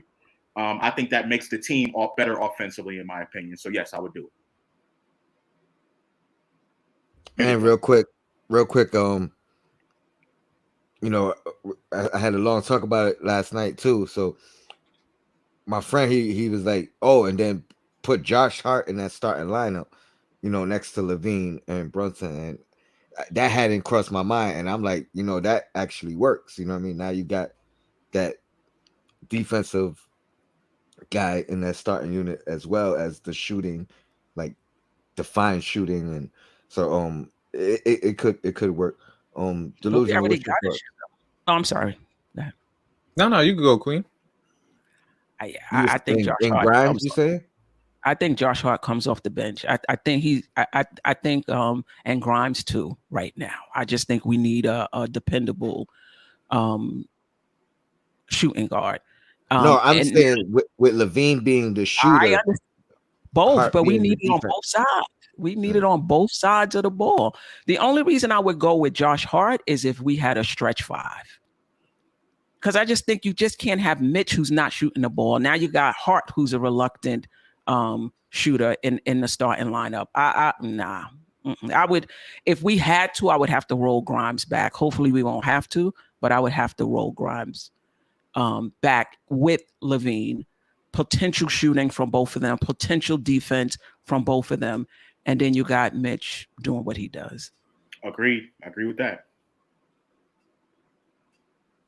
I was working under the assumption Grimes was gone, but in the trade, and in that case, that's true. And then he's like, you can start Hart, and I'm like, because that was my concern, defensive, like. Got it. And I think LaVine can, when he's engaged, he can be a good defender, like another guy on our team, but he's not always engaged. But a lot of that, I think, sometimes has to do with how much of the offensive load these guys carry at times. They take plays off defensively. Not condoning it. I'm just Tony, can I just add, in regards to the Bulls, a lot of people say they don't want Zach LaVine because of what he has not done in the Bulls. I think if the Bulls have Lonzo Ball, this is a different conversation. I think the Bulls are way better when they have that point guard there who can defend and who can shoot. But I think his career is sorry to say. You know what I mean? I definitely agree. Delusional. Yeah, I'll just keep it short. I've been an advocate for Zach LaVine for a while. like you said, if Tibbs give us the cue to go, because like you said, he did play for him. He did trade him away for Jimmy Butler. If we make the trade, it obviously have to be for Barrett, but I'm down for it. There's an ability to stretch the floor. We saw in the play-in game where they were down. He needed buckets. My man went on a run, dropped 39, and that's, not 39 in the second half, but he took over the game in that second half to will them to get into that play-in scenario. So that's somebody we need next to Brunson, someone that we can get the ball to in certain tight scenarios. Athleticism, we don't have an athletic guard at that position, which can create easy plays, just like how Opie create easy plays just with him running in transition, throwing my alley-oop, so we would need that in the front court. So I'll go with that trade. Yeah, and jump out the gym too. And the other thing about Zach, I mean, he's 28. That's what you said, right, Josh? Yes, 28 years old. Just entering his prime too. So you get another guy that's just entering the prime of his career. Then you'd have Randle entering the prime of his career. You'd have to feel like those guys are going to be able to take you there, though, because then of course you're giving up someone who fans and everyone perceives as one of your future players. So you'd have to know, hey, or really feel that this guy's going to take you there. And then you need to add some more pieces to your bench. You would still need to add a 3. I tell you what, if you bring in Zach, I got a perfect 3 for you. How tall is Zach? Perfect 3. I was about to say he's not a 3, he's a 2. He's a 2. I think he's a 2. I think he's a 2. Yeah, he's 6'6". You got to bring in a defensive, a real 3-and-D forward. I think, got the perfect guy, Sam. Perfect guy. I think I know you're going to say. You know it. You know it. You know it. Jay Crowder. Jay Crowder. Okay. Unrestricted free agent, only makes $9 million. Might get a little less, or depending on who snap him up. But it's a perfect Tibbs guy. Perfect. Play the 4 if you need. Play the 3. No, off the bench. Okay, off the bench. Okay. But who we starting at the 3? Because I don't see. This is one thing with the Knicks, man. They're small. And you can see how Cleveland's length bothered the Knicks. Mm-hmm. Miami played kind of small too, but like with Julius Randle, Bam's height and length bothered Julius Randle some, and strength. I don't want to get a 6'6" Zach and play him at small forward. If we were to trade RJ Barrett, I'd want to try to find someone who's 6'7", 6'8", if you can. You know what I mean? That could play some defense, shoot the 3, and do some things at that small forward spot. Because, Randall's 6'8" power forward is kind of small at that power forward. He's not a leaper either. Exactly. So it's gotten better this year, though. I was surprised that it's gotten less. So I mean, we would especially, I would like to have a longer 3 instead of playing like Josh Hart at the 3 or something like that, or you know what I mean, at 6'4", or Grimes at 6'5", going between the 3 and the 2 and the 3 with Zach. I'd rather find someone who's a little longer to play some defense, shoot the ball. I don't know what that player is though, but Kuzma. I see people say Kuzma. He's on the list too. We gonna get right. I don't know if he was next. Oh, all right. My next guy was defense and a little bit of everything. Pascal Siakam. He's on the block. I mean, I don't know, but they just fired their coach. I expect some type of changes. They were reluctant to give up OG, so he could be a guy that we revisit. Siakam in particular was me thinking if we are moving on from Randle, I don't know if him pairing with Randle does much for us, but a guy that may or may not be as good as Randle, but may be a better fit alongside Brunson and RJ, and that was my thinking. So it could be a lateral move that actually just works out better because of the chemistry, if you will. But that's all speculation. I'm gonna go to the next guy too, and then we'll run through them. Oh, It wasn't him. It was once a Nick, always a Nick. Dougie Fresh, Doug McDermott. How old is McDermott? He got to be like what, 35 now? How old is Nah, I don't think he's 35. 31, 30, 31. 31? Oh, okay, that's Like not that. I bad. don't know. 30, 31 is not bad. He's a guy, obviously, I would say in addition, we don't gotta give up any of the core pieces. He could fill the Fournier role. I think he makes the same amount, about 18, maybe a little bit less. It's definitely not more. 13 and a half. Oh, so we'll save a couple bucks. I think Fournier, I think Pop would be okay with trading for a Fournier in a last year of his contract and things of that nature. So not the big splash, but I think he would be a guy that we could bring back. Somebody said he's only 31, could shoot, can put the ball on the floor. He's another guy that I think his game has just gotten better and better. He's by far not a superstar or even a star, but he's one of those consummate role players. You know what I mean? So I definitely would look at McDermott. And I'm sorry, who did I have? Oh, and Siakam. Like I said, that was an option if we were moving on from Randle. So what do you guys think of those two guys? And then if there's anybody you want to add before we get out of here, by all means. Let's start with Josh. Go around. I like Siakam. I don't think we make a trade for Siakam, he's taking us any further than where we're at right now. Defense, obviously, clearly. Worried about the shooting a little bit at that spot. At the 4 or the 3, I'm worried about the shooting there. But he's definitely a piece. You know, if we're going to keep Randle or keep RJ, I would like to have Siakam there. I think that can help us. But I don't think it'll move the needle much further than what it is right now, in my opinion, because of the shooting. And Doug McDermott, I mean, that's just a player you want to have on your bench, have in your locker room, someone you could throw in there. I think Thibodeau can use him, come in there, play some spot minutes. But I think we already got McBride. You know what I mean? I feel like McBride can give that. Obviously not a veteran, but I wish Thibodeau would have played McBride more. I would like to see that a little bit more. But I'm cool. You know, it's all right. Nice little piece to add to the bench. I'm cool with it. Delusional. Spicy P, I'm looking at his numbers. He played 71 games this year, which is actually not bad.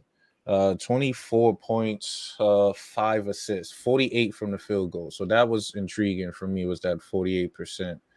32, let me see, 77 from the free throw line. So subpar number, well, not subpar numbers, but kind of similar numbers to Julius. I kind of rather rock with Spicy P, as crazy as it sounds. Maybe it's just my frustration of watching Julius in this effort in the series. I think that's what it ultimately comes down to with my judgment going forward with Jules. Spicy P's ball handling is better than Julius Randle, which is crucial in the half-court offense. If you need someone to kind of attack, he can. His decision-making is a lot quicker than Jules, I believe so. And he can play in the system if Tibbs kind of actually runs the system. So I'll go with Spicy P. And he defends. And defense, yeah. Right. Definitely on the defense. But then of course Doug McDermott. I figured I'm fine without Doug. You can find Doug is what, like 6'7", 6'8", I believe. Huh? 6'7". What is he? Doug McDermott is 6'7". He's a small forward. Yeah. I'm pretty sure. Shit.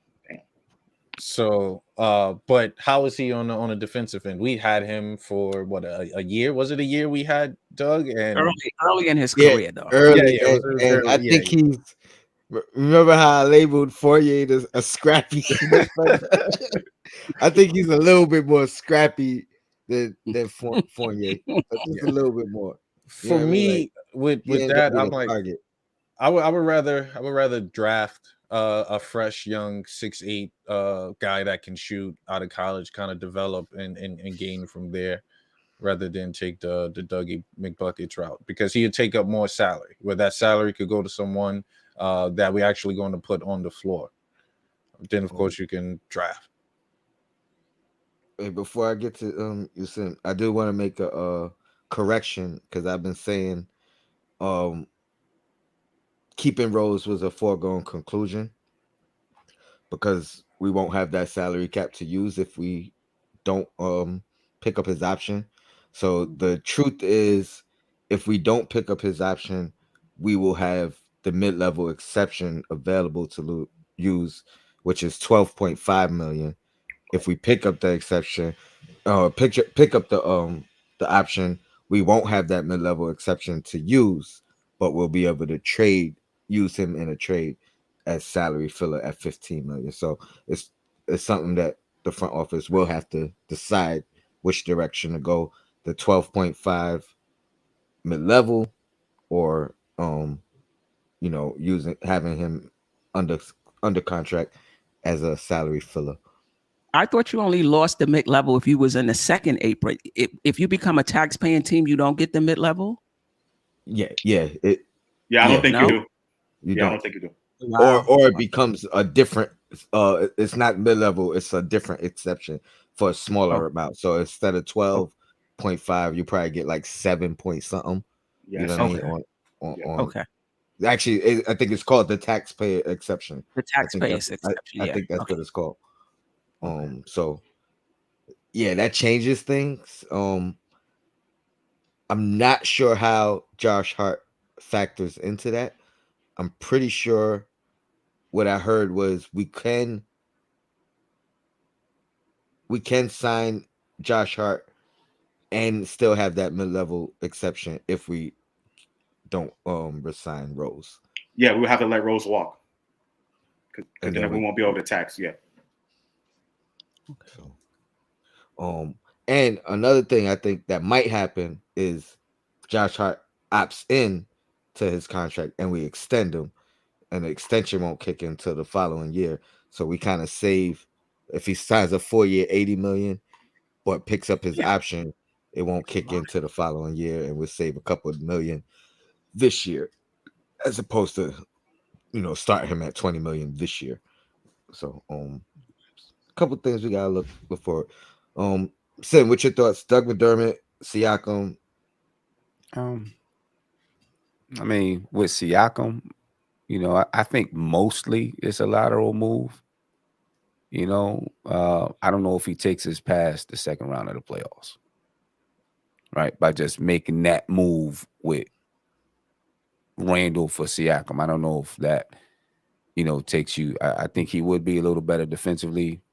We don't know. Maybe he would fit next to Brunson better or not. I don't know, because you don't really see Brunson and Randle play together. That's not the way that they played. You know what I'm saying? So it's not like you say, oh, he's going to run a pick and roll better than Randle with Brunson, because they mostly played on separate sides of the floor anyway. And I would envision that Pascal Siakam and Jalen Brunson would play on separate sides of the floor. So I don't know how much that would be different with Tom Thibodeau. So I don't know how much it would be that much of an upgrade, maybe a slight. I don't know.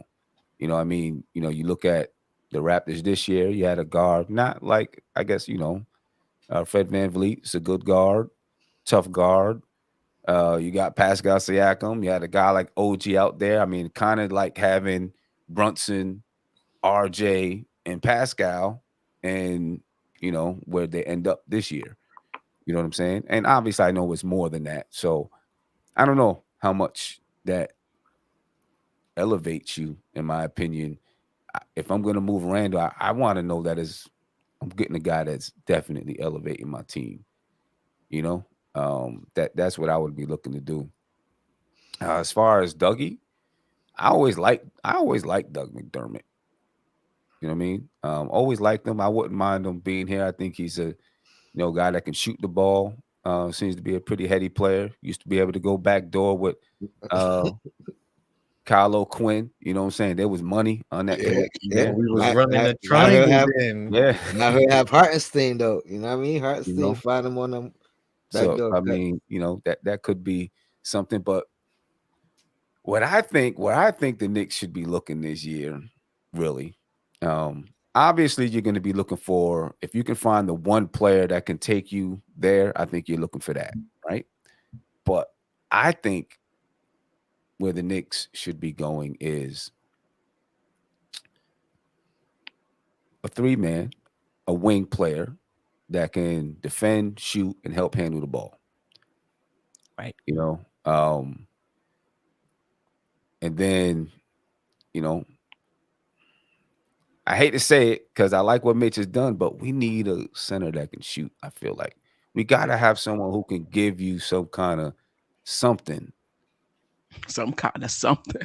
Yeah, yeah. I mean, the paint is clogged for both Randall and RJ. You know what I mean? Brunson, he's too savvy with his footwork, so it don't matter if it's clogged for him. He gonna find a seam somewhere. And Mitch, I mean, you may say it's a bad pass or not or what, but a lot of times Randall tried to do a drop off pass to him, and it seems like it's a turnover every time. Yeah. The Slips out only of way, hand, the can't only catch the way ball. that I see that you don't have to move him is if, you know, the other 4 people are knocking down a 3. Right. Like Boston. Boston's the perfect example in my opinion. Right. Perfect example because they can take Williams out and they can put Horford at that 5 and then the floor is spread. They actually score more points when they do that, by the way. But when Williams is in there, they have capable guys who can knock it down. That's why Boston's my pick to win the finals. So that's a different story. But you're right, Sim. You know, because you know, it's you know, it's tough. You know, he doesn't even look towards the rim. And any possession, he was forced to against Miami in Game 6. That He was little forced to, hook, you know, little post hook move, shot. right? He was forced to, but he wasn't looking to. You know what I mean? You So know, could I ask a question regarding that? Do you think that's due to his inability to have a back to the basket game, or it's implemented in his brain regarding the system that Tibbs put forth, and that the fact that he asked, could he get, you know, the basket in the post, and the fact that he stated that, and we've seen on most plays that they don't feed the big, they don't do that. So is the system part of that, or it's on Mitch? I think Mitch is not that player. Because you see Hartenstein, you know, they don't feature Hartenstein, but when he gets the ability, he'll shoot it. Right? Yeah, When I think he's not ability, underdeveloped. when he gets that opportunity, he doesn't hesitate to shoot it or think about, should I shoot this or not? You know, he'll shoot the little runner in the lane or, you know, whatever it is. He stopped shooting any threes. Hartenstein did, though. You know why? You know, at first he was shooting them, then he stopped shooting them. You know, so I think with Mitch, you know, I think, you know, he has to show that he can do it and not be afraid to do it. And then I can't see any coach saying if a player proved, if Cat was there and he was playing the center spot, Tom Thibodeau's not going to say, no, we don't want you shooting the ball or posting up. Right? You know, he's going to figure out how to use Cat in that situation because he has the skill to do so.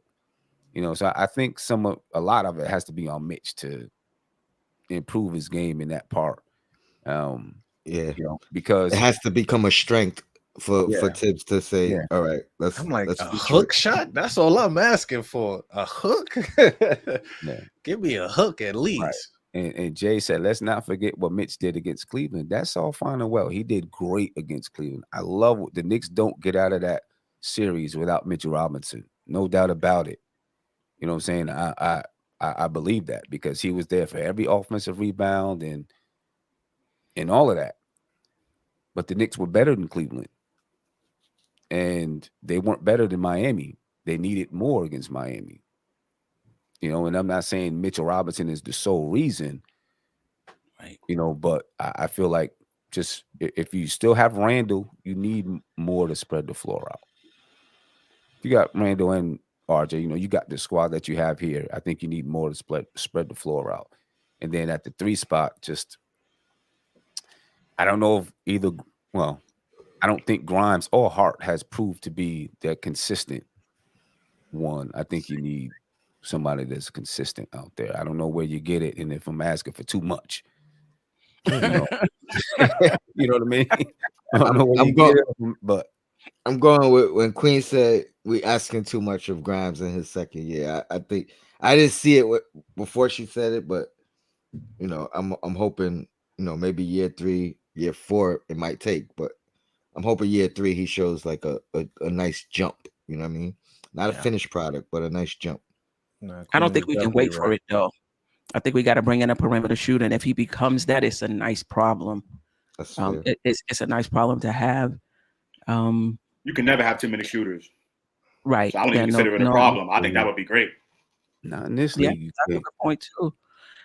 I do think though that how much do we think, and we could talk about this more later on the Queen's Court, how much has Brunson sped up our timeline? I think we've talked about this before because I feel like we got a player who's ready right now, and then we got a Grimes who might take a year or two. I'm not, we got a Quick who, and I'm talking about to perform in the playoffs, who might take another year or two. And do you wait for them? And I think that was similar to your original question, Tone. Do we just improve the team internally and wait for these guys to become who we need them to be? But Brunson is ready now. Yeah, I mean, you definitely wait while you have them. You know what I mean? But if you got an opportunity to get somebody ready now, that's what I think. I think like you can sit back as a front office and say we're in a good situation either way, kinda, because if we can't find a guy that we think is right, because I'm me personally, I'm afraid to just go out and just say, oh yeah, let's just go get this guy. I feel like it has to be calculated, right? Just like smart calculated moves. So while we're calculating and figuring out who's the right guy, you're like, okay, but we got some young guys that are growing. But when we find the right guy that, a right guy that fits, is an upgrade over Grimes or whatever, how it goes, we say, yeah, let's go ahead and make this move because it's a good move to help upgrade the squad. You know what I'm saying? But like Stephen A. Smith is hollering for Dame. You know what I'm saying? I'm like, I love Damian Lillard. I really do. But I feel like that hampers our salary so much. It's, and to me, that's just, I'm just making a move because it's Damian Lillard. You know what I mean? Yep. And not looking at the implications of the rest. Can I say that I don't think Jalen Brunson's still young. So yes, he does advance that timeline, but it's not like we missing out on he's still going up. He's not. Yeah, we got time with him. I think we got time with him. I think. I don't think we're. I don't think Queen is saying this. I don't think we're wasting time. He has advanced that timeline though for sure because we got a player that we know. All right, this is a guy. You know what I mean? We're gonna keep him, especially at that point guard position, right? But I think we have a little bit of time, and that's why I'm willing, like Sim said in the last show, let's give it a year. Let's see where we're at in a year to be able to evaluate. Brunson's still going to be in a contract for another 2 years after that. Randle will be a season, and then I think a player option after that. And then RJ will have another 2 or 3 seasons left, or 3, right? So we still got a little bit of time to evaluate.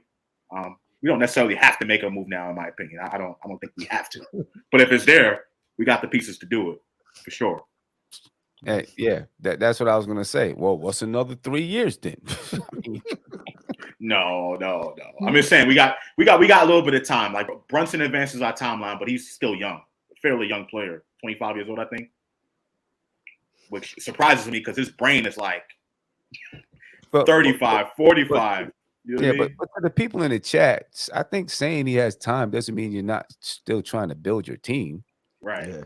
You know what I'm saying? It's like you're trying to build your team, but you don't have to, like, if you get a player, if Brunson was 33 years old, you might be like, listen, we got to go out. We just got to get guys in here to make sure that you know what I'm saying? Like, we got to go and get James Harden or whatever. Yeah, it don't matter if who we bring in has a 2-year window because of Brunson's age. But now we could get people that have a bigger window as well. Like we don't have to get people towards the end of their window. And I don't think you want to. You want to get people whose window is as long as Brunson's is.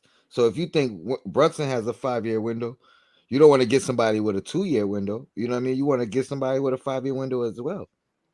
Tony, I thought this was important. They said Tatum is 25 and they make win now moves for him. Difference is Tatum's been on Boston for how many years now? 5, 6 years, you know what I mean? And he's coming up on, possibly the end of his contract where he could opt out and say he want to go somewhere else. So they have to win for him. And he's a player that's, All NBA definitely, probably going to be an MVP conversation. So that's a player where they necessarily have to do stuff for him now, even at his age. Brunson, on the other hand, just got here, just started a new contract. This was his first season. I think that's way different of a thing. So it's not just about the age; other factors come into play as well. CA Mafia. Yeah, I will say this though. Let's not get too comfortable like it's just an automatic that we're going to continue to ascend. There's been many teams who've taken a step back, and that can be us as well. So as much as I don't want the Knicks to be what's the word, just go out and just get players to get players, I don't want them to be complacent either. I want them to be aggressive. And I think the other question the Knicks have to ask themselves is this roster without any changes? And I did a podcast on this. I'm having audio problems. I was hoping to drop it today so I could have the link, but I'll drop it tomorrow. And I'll put the link out. Does this team as presently constructed have a championship ceiling? And the answer to that, in my opinion, is no. I do not think this team has a championship ceiling. And if it doesn't have a championship ceiling, there's no reason to wait.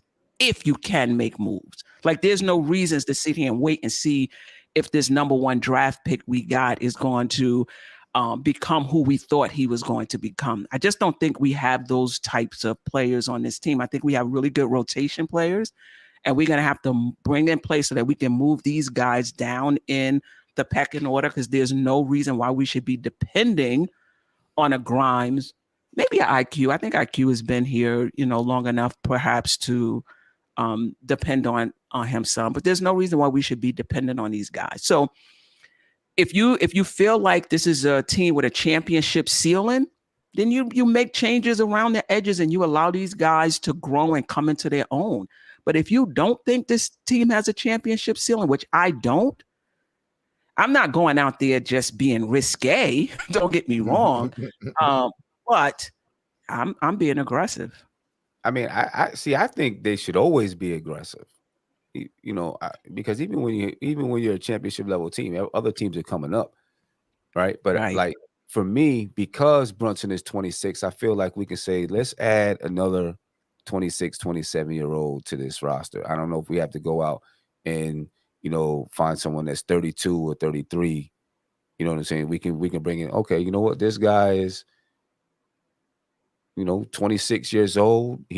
Hasn't reached his prime yet. This is a nice piece, whoever it is. I'm just, speaking about, mention anyone, in that type of way where I think like, some people, you have some players that's like, what, this is a 2-year window. We gotta rush out and get some people. You know what I'm saying? That like right now, we just got to throw them out here and make it happen so that we don't waste the last 2 years of these guys. This guy, we can get someone that can we can get people on the side that can grow with him and be with him. And hopefully they're here for 5, 6, 7 years together. That puts together a long type of run type of thing. Cause, but I think they should always be aggressive out there looking to see what's going to make the team better. You know what I'm saying? And how you make this team better, because clearly, this team with the faults that we've seen in the playoffs this year, the playoffs show you a lot, there's a lot that you need, as far as ball handling, shooting, spacing, you know what I mean? Players that can handle the moment. Mm-hmm. You know what I mean? Muted, Tony. Yeah, no, my bad. This was a great show, man. This is a great way to kick off the off season. You know what I mean? It's probably gonna be a lot more to talk about and a lot more speculations and rumors. But appreciate all you guys for joining. Queen, you always here. Sim, the Podfather, man, appreciate you. Josh, Delusional, and the chat. Excuse me. Let's get ready for Queen's Court. I think we got like 20 minutes. Yes, sir. See y'all on the Queen's Court. Sim, you got anything planned? Not for tonight. I'm getting ready to. I'm in the studio here. We're getting ready to do some work. But for tomorrow, I plan on doing a show tomorrow night. I probably have a video out. I think I'm doing I'm gonna do like like my 5 takeaways from the season. Nice. And then I'm gonna do a video tomorrow night. So nice. Appreciate you, man. Josh. Controversy this week. Phil Porter from Knicks Morning Brew. Stay tuned. Nice. Delusional. I'm actually taking it easy this week. Got to spend some time with the family before I get back into the lab. So there you no go. doubt. Well, hit me up. Let me know what's good. If I could join you, I'll join you. If not, I'll definitely post it and share it. And Queen, 20 minutes. 20 minutes. Queen's Court. Similar. Stole most of my questions. I'm gonna have to rework it, but see, I got 20 minutes to do so. That's the advantage of going first. It'd be hard trying to follow you guys sometimes. Yeah. Hey, Tony, you know what I did want to say though? I'm probably gonna say it in my 5 takeaways. But some of the things that I'm saying, man, with Knicks fans, we gotta get it together, man. We being crazy.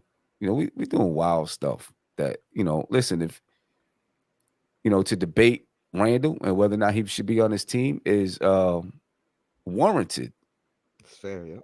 But to get mad because he took his wife out for Mother's Day and say, he don't care about basketball because he took his wife out for Mother's Day or after the season. Or tearing the posters down and stomping out, like, we got to get it together, man, because there's places out here where players can go and play and they're going to make the money that they make and they don't have to deal with that. You know what I'm saying? So you're talking about, stars and people wanting to come play in New York. Some people will, but some people are going to look and say, why do I want to subject myself to that? Right. You know what I'm saying? Like, why do I want to subject myself and my family to that when I can go to Phoenix or wherever and play and not have to deal with that? And shout out to his wife for clapping back and not just eating that with, what Kenya Martin was talking about, him kissing his wife after the game and all that. Shout out to her, because if he did it, it would be a bad look. But I applaud her doing it. You know what I mean? I applaud her stepping up. Defend your husband. Yeah, I mean, that's it's crazy. The debate him on the court whether or not he should stay, but that kind of stuff to me is just wild and it's weird. Like, come on, right? So I don't know. You're muted, Tone. My bad. I was saying, appreciate you guys as always. I'm gonna grab me a quick bite and get ready for the Queen's Court. Yeah, man. Thank you guys for joining, and should be back next week. More consistency.